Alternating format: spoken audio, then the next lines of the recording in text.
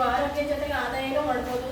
ಒಂದು ಯಾವ ಕಂಪ್ನಿ ಈ ಥರ ಅವಕಾಶ ಕೊಡೋಲ್ಲ, ಏನೋ ಒಂದು ಇದರಲ್ಲಿ ಮಾಡ್ತಾರೆ. ಜೊತೆಗೆ ಎಲ್ಲೋ ಅವರು ಔಷಧಿ ಮೇಲೆ ಅವ್ರಿಗೆ ನಂಬಿಕೆ ಇರಲ್ಲ, ಎಲ್ಲೋ ಆಫೀಸ್ ಇಟ್ಕೊಂಡಿರ್ತಾರೆ. ಆದರೆ ನಮ್ಮ ಎಂಪ್ಲೀಸರು ಆಫೀಸು ಕೆಳಗಡೆ ಇದ್ದರೆ ಮನೆ ಮೇಲೆ ಮಾಡ್ಕೊಂಡಿದ್ದಾರೆ, ಯಾವುದೇ ಭಯ ಪಡೋಂಗಿಲ್ಲ. ಅದ್ರ ಜೊತೆಗೆ ಐಸ್ ಪ್ರೀಮಿಯರ್ ಸರ್ಟಿಫಿಕೇಟ್ ತಗೊಂಡಿದೆ. ಇದು ಎಲ್ಲ ಕಂಪ್ನಿಗೂ ಕೊಡೋಲ್ಲ, ಆದರೆ ಇದು ನಮ್ಮದಲ್ಲಿ ಯಾವುದೇ ಕೆಮಿಕಲ್ಸ್ ಇಲ್ಲ ಅಂತ ಹೇಳಿ ಅಷ್ಟು ಸುಲಭವಾಗಿ ಐಸ್ ಪ್ರೀಮಿಯರ್ ಸರ್ಟಿಫಿಕೇಟ್ ಎಲ್ಲ ಕಂಪ್ನಿಗೂ ಕೊಡೋಲ್ಲ. ಆದರೆ ನಮ್ಮ ಕಂಪ್ನಿ ತಗೊಂಡಿದ್ರೆ ಅಂತ ಅದೊಂದು ಹೆಮ್ಮೆಯ ವಿಷಯ. ಯಾಕೆಂದರೆ ಯಾವುದೇ ಕೆಮಿಕಲ್ಸ್ ಇಲ್ಲ ಅಂತ ಹೇಳಿ ಅಮೇರಿಕಾ ಲ್ಯಾಬಲ್ಲಿ ಟೆಸ್ಟ್ ಮಾಡಿಸಿ ಡಾಕ್ಟರ್ ಸುಗ್ರೀವಾಲನವರ ಸಮ್ಮುಖದಲ್ಲಿ ತಯಾರು ಮಾಡಿರೋಂಥ ಔಷಧಿ. ಇದು ತುಂಬ ಚೆನ್ನಾಗಿದೆ.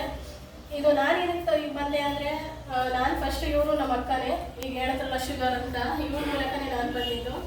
ನಾನು ಫಸ್ಟು ನಮ್ಮ ತಾಯಿಗೆ 400 ಇತ್ತು ಶುಗರ್. ನಾನು ESIಲಿ ಪ್ರತಿಮಾ ಅಂತಿದ್ದಾರೆ, ESI ಡಾಕ್ಟ್ರು, ಅವ್ರ ಹತ್ರ ತೋರಿಸ್ತಾ ಇದ್ದೆ ನಮ್ಮ ತಾಯಿಗೆ.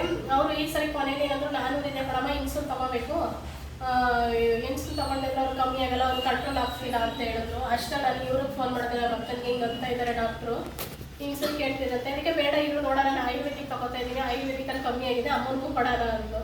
ಸರಿ ಅಂದ್ಬಿಟ್ಟು ಸರಿ ನೋಡೋಣ ಕೊಡೋಣ ಅಂದೆ. ಅದ್ರ ಜೊತೆಗೆ ಇನ್ನೊಬ್ರು ನೇತ್ರ ಮೇಡಮ್ ಅಂತ ಅವ್ರು ಇವತ್ತು ಹುಷಾರಿಲ್ಲ ಬಂದಿಲ್ಲ, ಅವರು ನಮ್ಮ ಏರಿಯಾಕ್ಕೆ ಬಂದಿದ್ರು.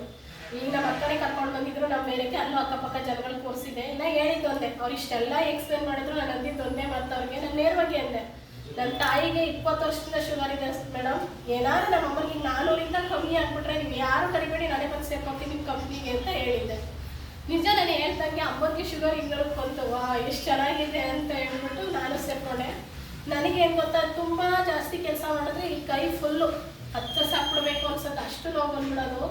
ಇದು ನೋವು ಬಂದರೆ ಎಷ್ಟು ನೋವು ಮಾತ್ರ ತಿಂದರೂ ಕಮ್ಮಿ ಆಗಲ್ಲ. ಡಾಕ್ಟರ್ ಹತ್ರ ಹೋಗಿ ಇಂಜೆಕ್ಷನ್ ತೊಗೊಂಡ್ರೆ, ಅವತ್ತು ಪಾಪ ಈ ಸರ್ಗೆ ಫೋನ್ ಮಾಡಿದಾಗ ಇವರು ಹೊಸ್ದಾಗಿ ಸೇರ್ಕೊಂಡಾಗ, ಸರ್ ನನಗೆ ನೋವು ತಡೆಯಾಗಿದ್ದಾರೆ ಸರ್, ಒಂದು ಸೆಕೆಂಡ್ ಏನಾದ್ರು ವಿಷ ಸಿಕ್ಬಿಟ್ಟಿದ್ರು ಕೊಡ್ಬಿಡ್ತಿದ್ದೆ ಸರ್, ಅಷ್ಟು ನೋವು ಐತೆ ನನಗೆ ಅಂತೆ.